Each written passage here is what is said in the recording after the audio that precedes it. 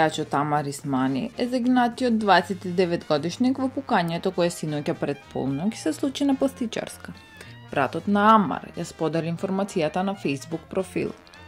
Синоќа пред полноќ на булеварот Никола Карев имало пукање со огнено оружје во кој 29-годишник починал, а двајца се повредени.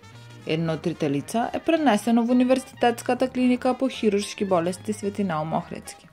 Од Министерството за внатрешни работи велат дека во 23 часот и 40 минути во СВР Скопје било пријавено дека на булевар Никола Карев во Скопје имало пукање.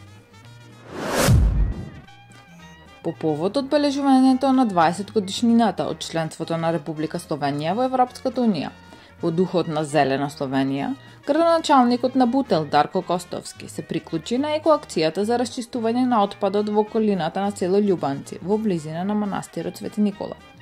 Тој на својот Facebook профил напиша дека овој предел на Скопска Црна Гора е се поголема атракција за граѓаните на Скопје и апелираше да ја зачуваме оваа природна убавина и да уживаме што повеќе во зеленилото.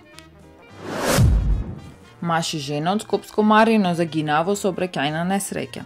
Во СВР Куманово било пријавено дека на локалниот пат кој води од селото Коњух кон селото Белјаковце, кај местото викано Ракле, Кратовско патничко возило да е во Матист со скопски регистарски ознаки, управувано од 75 годишник од село Марино, општина Илинден, излетало од коловозот и паднало во крива река.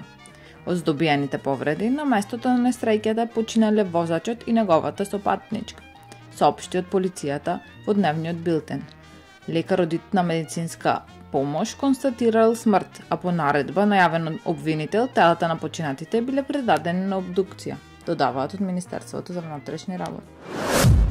Општина Илинден и оваа година објави јавен повик за субвенции за купување на инвертер клими или соларни панели за жителите на општина Илинден. Со финансиската помош се покриваат 50% од трошоците за купувањето на овие уреди, до максимум 10.000 денари по производ. Градоначалникот Александар Ѓоргиевски изјави дека повикот има за цел да ги поттикне граѓаните да користат инвертер клими уреди, кои се поеколошки и поефикасни уреди за затоплување на своите домови. Барањата ќе се разгледуваат како што пристигаат. Секој жител на општината Илинден кој ќе купи инвертер клима или соларен панел од 27 мај до 25 јуни 2024 година или до исцрпувањето на средствата има право на учество.